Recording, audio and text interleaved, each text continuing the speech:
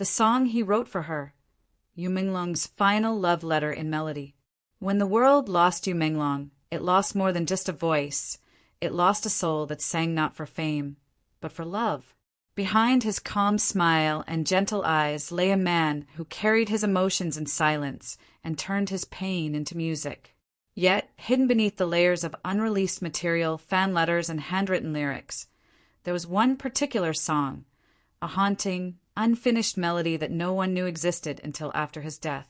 It was found tucked away in a brown notebook, its pages stained with tears, its chords scribbled with trembling hands. The title read simply, "For You Before Goodbye." The song was never released. It wasn't meant for the world. It was meant for her. Those who knew Menglong described him as someone who loved deeply, almost too deeply. His friends said he had a tendency to give more than he received, to see beauty even in heartbreak, and to find meaning in pain. That was the essence of his music. Every lyric he wrote carried pieces of himself. But this final song, this secret composition, was something else entirely. It wasn't crafted for charts or applause. It was a confession, raw and unfiltered. A love letter written in the only language he truly trusted, melody. When the team discovered the track in his apartment weeks after his death, the air was heavy. There was no grand recording studio, no polished mix, just a single microphone, a guitar, and his trembling voice echoing in the quiet of his room. The audio was rough, almost fragile, as though the moment he recorded it, he was barely holding himself together. Yet every word cut deep. It was as if he was speaking directly to her, the woman he could never forget, the one who left long before he was ready to say goodbye. The first verse was soft, almost whispered. "You said love was freedom, so I let you go slash, but I never learned how to live without your shadow." It was the kind of line that sounded like a confession spoken too late, the ache of someone who knew love could be both a gift and a wound. His voice cracked at certain points, not out of imperfection, but because he felt every word. What made this song so haunting wasn't just its melody, but the silence between the notes, those breathless pauses where it felt like he was fighting back tears. There was a fragility that made listeners feel as though they were intruding on something sacred, something private. It wasn't a performance, it was an unraveling.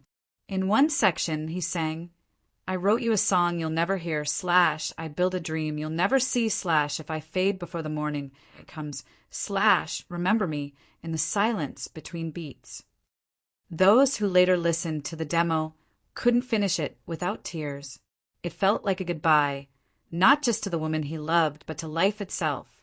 No one knew when exactly he recorded it, but his journal offered clues. The entry dated just 3 days before his death read, "If love was meant to save me, maybe this song will. Or maybe it's the last thing I can give before I disappear." It wasn't written out of anger or resentment. It wasn't the sound of a man blaming the world. It was resignation, a quiet surrender to pain that had been lingering too long. Friends said he had been distant in those final weeks, barely replying to messages, spending long hours alone in his studio. To the public, he appeared fine, posting smiles, sharing updates, and pretending everything was normal. But his last creation told the truth he couldn't say out loud. One of his close colleagues recalled visiting him a week before his passing. He played a few notes and said, "I'm working on something, but it's not for anyone else. It's just my last apology." I thought he was just tired, emotionally drained. I didn't realize what he meant. The song itself, "For You Before Goodbye," carries no climax, no crescendo. It fades gently like the slow dimming of light. The final line, sung almost as a whisper, says, "If someday you remember me, let it be through this song. I hope you know I never stopped loving you." Then the recording ends with silence, followed by the soft sound of him putting down his guitar. That was it, the last note Menglong would ever play. When his fans learned of the song's existence, emotions ran wild. Some begged for it to be released, saying the world deserved to hear the last piece of his heart.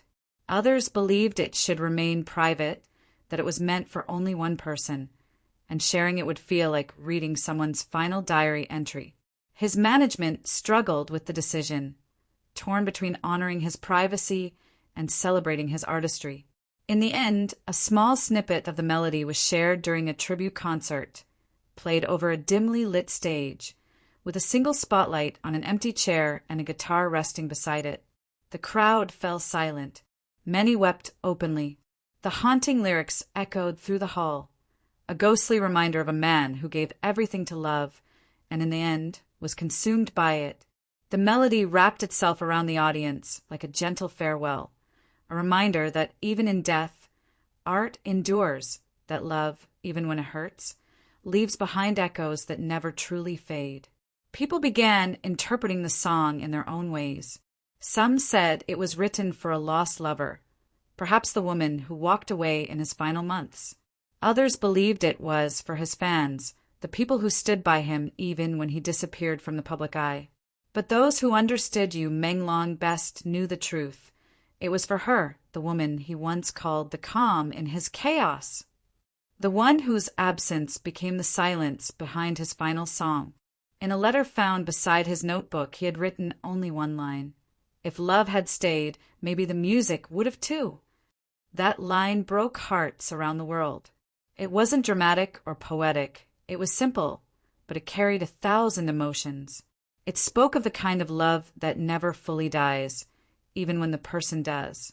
And in many ways, that's what Menglong's final song became. Not just a melody, but a monument. A love letter frozen in time, echoing the ache of a man who couldn't let go. Listening to the demo, you can almost picture him there, sitting in the dim glow of his apartment, guitar in hand, eyes heavy with tears, whispering words into the night that no one was ever meant to hear. There's a kind of sacred stillness in that sound, as though he was speaking directly to the heart of whoever listens. You feel the loneliness in his pauses, the regret in his breaths, and the tenderness in his tone. It's more than music. It's a confession, an epitaph carved in melody. In a world obsessed with perfection, his final song was beautifully imperfect. You could hear the roughness of his recording, the crackle of the microphone, the quiet hum of the room.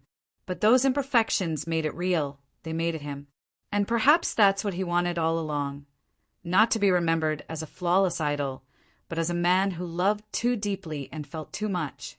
A man whose final act wasn't a headline or a scandal, but a song that captured the truest parts of him. After his passing, fans began leaving letters and flowers near his memorial, some writing out lines from his unreleased song, "Remember me in the silence between beats." It became a phrase of mourning, but also of love, a way of saying that even in the spaces where he no longer exists, his spirit still lingers. His music continues to breathe for him. They said the night he recorded it was quiet, too quiet. The city lights flickered outside his window, reflecting softly on the silver strings of his guitar. There were unfinished coffee cups scattered around the table, the kind that spoke of long, sleepless nights. A candle burned low beside his notebook, melting into a pool of wax as if mirroring his own exhaustion. And there, in that dim, lonely room, Menglong pressed record one last time. He strummed the first chord gently, almost uncertainly, as though afraid of what would come out. His fingers trembled, not from cold, but from emotion. Then came his voice, low, weary, filled with longing. "You said love was freedom, so I let you go, but now I'm the one lost without a home." The sound echoed off the walls, raw and beautiful. It wasn't just music. It was his soul unraveling in real time. Those who later listened to the full version said there was a moment, about halfway through, when the atmosphere shifted. You could hear him pause midline, a shaky breath escaping, the kind of silence that says everything words can't. Some even swore they heard the faint sound of him whispering her name under his breath. It wasn't clear, just a fragile trace of emotion caught in the recording. But it was enough to break anyone listening. People close to him later revealed that the woman he wrote it for had been the great love of his life. They met before fame, back when he was still finding his place in the world. She loved him not for who he was on stage, but for who he was when no one else was watching, the quiet, gentle man who carried his guitar everywhere, who believed in love more than he believed in himself. But fame has a cruel way of testing love. Their relationship became a secret, hidden behind management contracts and publicity walls. What began as something pure turned into something suffocating. When she finally walked away, you didn't chase her, not because he didn't want to, but because he thought letting her go was the most loving thing he could do. Still, her absence haunted him. Every song he wrote afterward carried a trace of her. Every melody echoed the what if he never stopped asking. That's why For You Before Goodbye was so devastating. It wasn't just his farewell to her, it was his way of holding her one last time, through music. The more you listen, the more it feels like you're eavesdropping on something private, sacred, and unbearably tender. The second verse cut even deeper. If love is a language, I've forgotten how to speak / you were my every word, my every beat. / I played for you, even when you weren't there / because silence sounded too much like despair. His voice broke on that last line. You could hear him sniffle softly, then strum again, slower this time, each note falling like tears. It was almost as if he was saying goodbye while still hoping she might hear him somehow. When investigators found the recording, it wasn't labeled or dated. Just a file buried among his unfinished demos with the initials YM, FY typed in the corner. It might have stayed hidden forever if his producer hadn't stumbled upon it by accident while archiving his work. He said listening to it felt like hearing the sound of someone's heart breaking in real time. There was no studio polish, no background harmonies, just you, his guitar, and pain wrapped in melody. And yet, within all that sorrow, there was something achingly beautiful. The way his voice trembled, the way he held certain notes longer than others, the small, breathy hums he added in between verses. It felt alive, even in its sadness. It wasn't just a farewell, it was a message frozen in time. In the chorus, his words were almost prophetic. I'll leave this song behind / where only silence used to stay. / if someday you find it / no, it was my way of saying, I loved you, even as I faded away. When fans later analyzed the lyrics, many noticed a recurring theme, the concept of fading. It appeared again and again in his writing during those final months. In interviews before his death, he'd often talk about disappearing quietly, about leaving behind only what matters. At the time, people thought he meant taking a break from the spotlight. Now, they realize it was something far deeper. There's a moment near the end of the song where everything slows down, just a few quiet chords and his voice, barely above a whisper. I don't want you to cry for me, / just promise to remember the way I sang your name / when love still felt like home. And then silence. No outro, no fade, just stillness. Like he stopped recording mid-thought. In the weeks following his death, that silence became symbolic. Fans would play his old songs and pause them right before the final note, saying, that's where he's still singing, somewhere we can't hear. At his tribute concert, when the demo was played in full, the audience barely breathed. The lights dimmed to a soft blue, and the recording began. His voice filled the hall, fragile and pure. When the last line came, remember me in the silence between beats, not a single person moved. Some said it felt like his spirit was there, sitting on that empty stool on stage, smiling softly, finally at peace. The woman the song was written for never spoke publicly, but those who knew her said she attended that concert in secret, sitting quietly among the crowd. She cried the entire time, her hand clutching a small pendant he once gave her. A few people noticed her mouth move along with the lyrics, as if she still remembered every word. Later that night, she posted one thing on social media, no caption, no photo, just a single line. I heard your song. I hope you know, I never stopped listening. That single post went viral within hours. Thousands of fans replied with broken hearts and candle emojis. Others quoted his lyrics, turning them into tributes. Suddenly, For You Before Goodbye wasn't just a song anymore.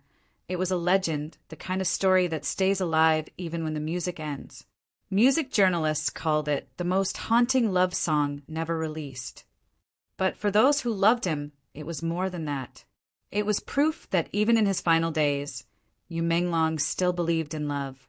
Despite the pain, despite the silence, despite everything that broke him, love was still his final word. And maybe that's why his story touches so many hearts. Because at its core, For You Before Goodbye isn't about death, it's about devotion. About the kind of love that refuses to die, even when the person does. Somewhere, maybe, she still listens to that recording late at night, the one only a few have ever heard in full. Maybe she still hums along softly, tears falling on the same melody that once made him cry. Maybe that's how love survives, not through grand gestures or promises, but through songs that never stop echoing in the quiet. And even now, years after he's gone, when fans play his music in the dark, they swear they can still hear him whisper that final line, the one that defined his goodbye. If someday you remember me, let it be through this song. And somehow we all do.